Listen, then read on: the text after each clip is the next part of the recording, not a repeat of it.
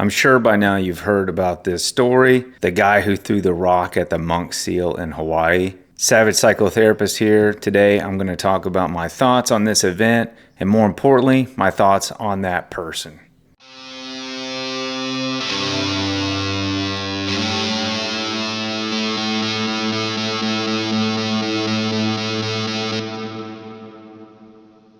First of all, my apologies for living on Oahu. I wish I would have been on Maui during that time. I might have probably ended up with some charges of my own because I tend not to be a very passive individual in situations like that. 38-year-old ML. I'm not even going to try to pronounce his name. Because I'm a licensed mental health provider, an LCSW, a therapist, some people might expect me to talk about things like understanding his childhood development, how he might have been raised, early childhood socialization, mental health problems like anger management issues, or something like that. You might expect to hear something about empathy and compassion and trying to understand somebody else's point of view. And you might expect a therapist to talk about the need for therapy for people like ML. Nope.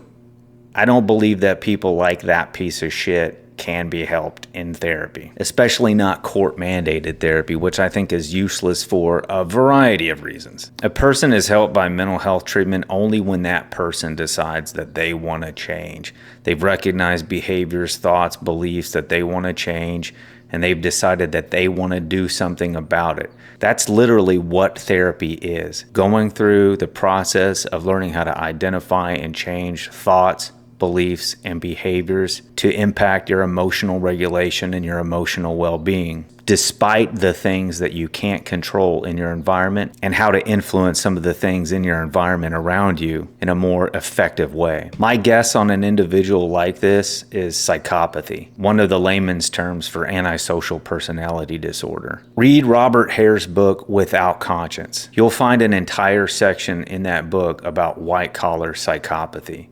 We're talking about corporate psychopaths. They don't fit the typical mold that you might think of when it comes to a petty career criminal, somebody with a rap sheet because they just go against the grain of society. They don't fit the typical mold of somebody like a serial killer. They don't necessarily exhibit some of the features of psychopathy or antisocial personality disorder. They might not be impulsive to the point of failing to plan ahead, failing to meet obligations toward their financial future and things like that. They may not exhibit things like constant irresponsibility in the way that you might think. They might be able to plan, strategize. They might be able to run businesses. The corporate world is full of psychopaths, male and female alike. Though statistical prevalence might be a little different between the sexes, you're looking about 5% of the population overall that would meet full criteria for something like antisocial personality disorder. But I think a lot more people than that display some of the features of psychopathy. Things like callousness, remorselessness, lack of empathy, no conscience, but they can be successful in business and they can be successful in the corporate environment. You got to think about it. You kind of have to be a little bit of a psychopath to be like a defense attorney who is predominantly concerned about their case record, winning cases, and their success in litigation. Whether or not their client is guilty is beside the point. If you can defend somebody that the evidence shows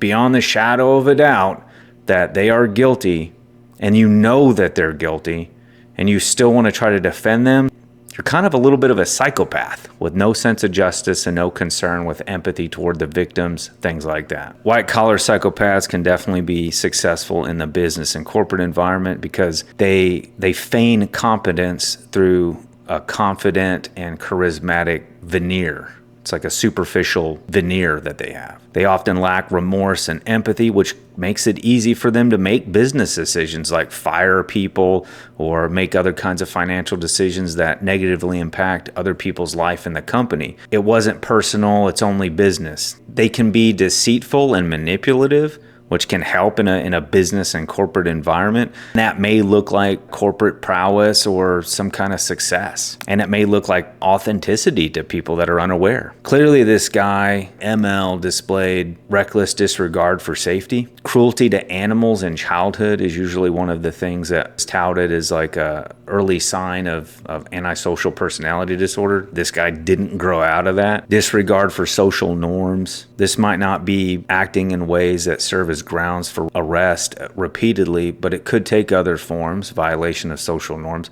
Most normal, healthy adult people don't throw rocks at creatures swimming in the ocean. Could also be a touch of narcissism with this guy due to his statement, "Find me, I'm rich, I don't care," or whatever it was that he said. Saying something like that is totally within the realm of antisocial personality disorder or psychopathy as well. I don't have a lot of empathy or sympathy for people like this. I would never open up my empathy arms to an individual like this with those kind of psychopathic tendencies. Even if they presented to therapy, there would be a question in the back of my mind. What con are they trying to run? What kind of manipulative scam are they trying to engage in? How are they trying to use me as a therapist to meet their own goals?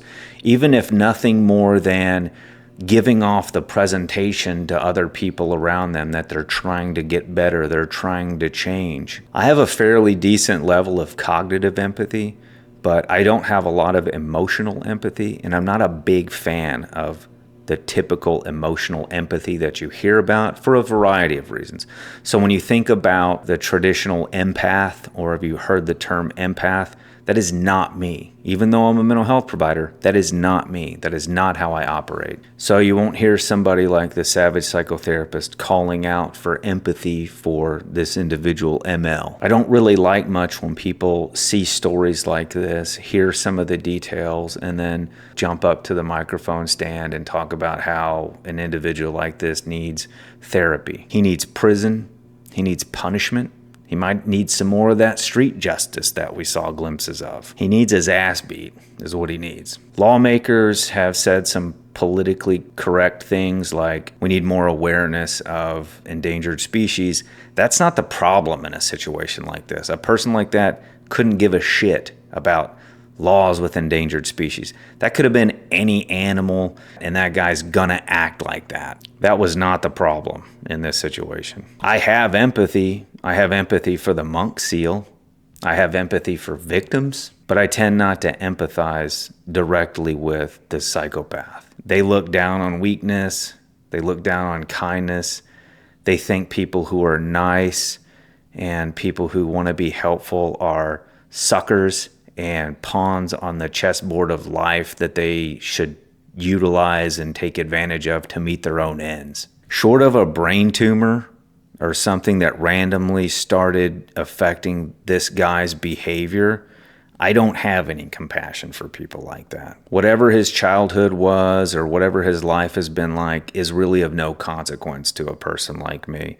He's a 38-year-old adult grown man who's had plenty of time to develop moral sensibilities, recognize the difference between right and wrong, learn how to regulate his emotions, deal with any kind of demons that he has in life, and learn how to act and behave in the world as a well-balanced, appropriate human person. So he's either unwilling, apathetic, or incapable, which is the same thing and has the same effect.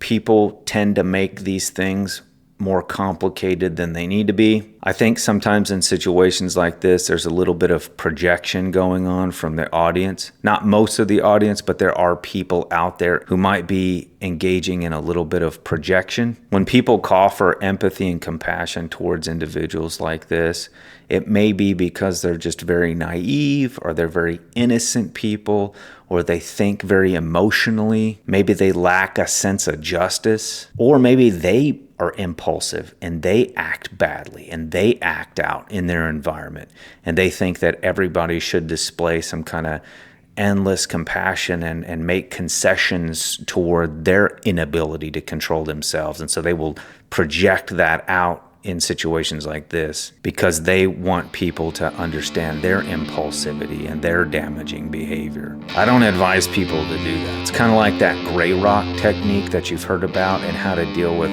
toxic, manipulative, and narcissistic people. Calling something a special name like gray rock when it's really just encouraging people to continue to be passive and just put up with and deal with somebody like that doesn't make it any kind of fancy, effective reaction. It's still being passive. I'm gonna make a video on that later. Those are my thoughts on the Monk Seal event and that piece of shit, however you pronounce that guy's name. Hope you enjoyed my thoughts. Something a little different than what you might hear from a therapy person. But I am who I am, and I'm genuine, and I'm authentic. Savage Psychotherapist, out.